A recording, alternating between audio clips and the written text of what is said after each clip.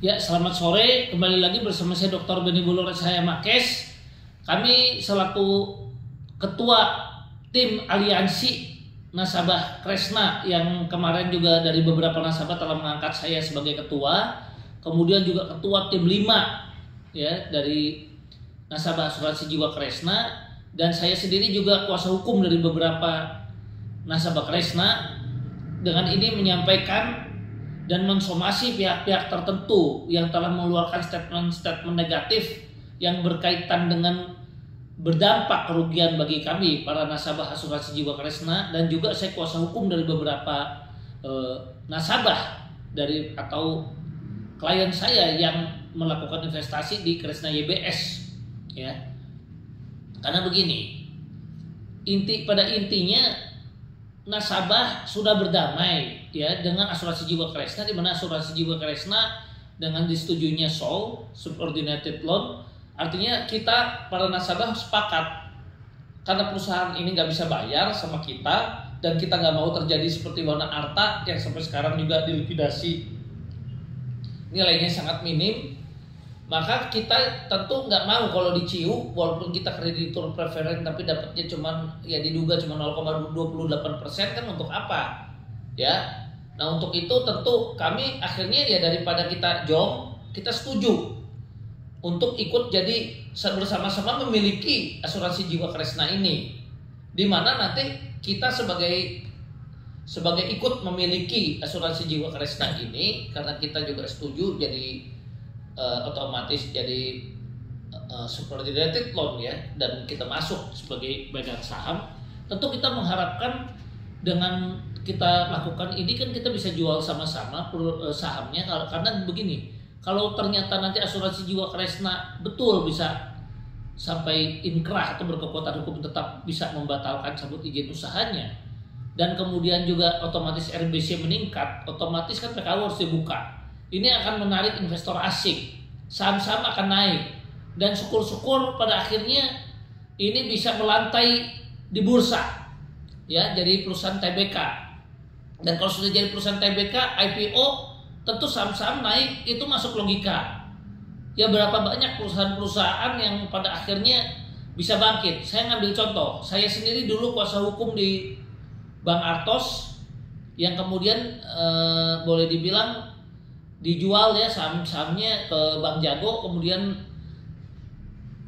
saham-saham ini kemudian juga naik sangat tinggi ya, waktu itu bahkan kalau nggak salah bisa mencapai 12.000 kali.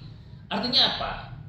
Kalau perusahaan sudah diciu, tidak ada peluang lagi ya, karena kita mendekati nol kan saham-saham itu. Nah takutnya kalau cuma dilikuidasi aja, kita nggak mau nasabah ini cuma dapat 0,28% ya, seperti yang terjadi pada Wana Arta. Seharusnya OJK melihat dulu ya, karena nasabah baru setuju udah damai, dan lihat kalau betul ini bisa meningkat, sama-sama naik, tentu nasabah untung, semua untung.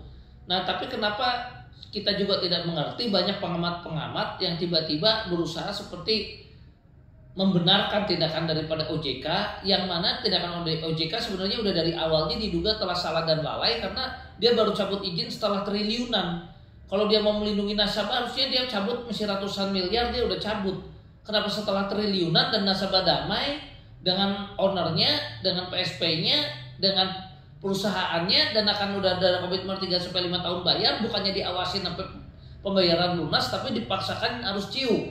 Bahkan diviralkan yang diduga untuk semakin menjatuhkan daripada nilai saham Kresna Group ini dengan berita-berita negatif, seolah-olah diduga kuat dari OJK, kita nggak tuduh, tapi diduga kuat ingin menjatuhkan perusahaan ini sampai dengan sahamnya makin jatuh ya, dan ingin berambisi sekali menciu. Ini yang kita aneh ya, kenapa berita-berita ini yang dari perusahaan satunya yang kabur ke luar negeri seperti contohnya Evelyn atau Wana Arta, sampai saat ini tidak ada gembar-gembor dilidik sidik, kemudian dinaikkan berita kemana-mana, pengamat-pengamat bicara, kok diantepin aja, tidak ada penahanan, tidak ada pencarian asetnya. Kok terjadi perbedaan yang signifikan antara perlakuan Wana Arta dan asuransi jiwa Kresna, seolah-olah tidak berimbang, seolah-olah diduga OJK, diduga, kita nggak tuduh, perlu diselidiki lagi, diduga kuat, adanya dendam pribadi dan adanya satu dugaan mempertahankan ego, bukan untuk kepentingan nasabah dibayar, tapi untuk menjaga pride karena OJK tidak mau dikalahkan. Padahal Majelis Hakim Tun sudah membela kepentingan masyarakat. Kenapa? Karena memang dugaan diskriminasinya pada saat persidangan kelihatan sekali. Ya, tidak ada perintah tertulis untuk mana harta, nggak ada lidik, nggak ada sidik. Ya, kemudian juga likuidator ditunjuk oleh buronan, ya kan? Sementara dari AJK sudah bayar 1,4 triliun, udah ada komitmen 3-5 tahun, sudah setuju sol. Ya, nah ini yang kita mau sampaikan. Jadi sekian dan terima kasih.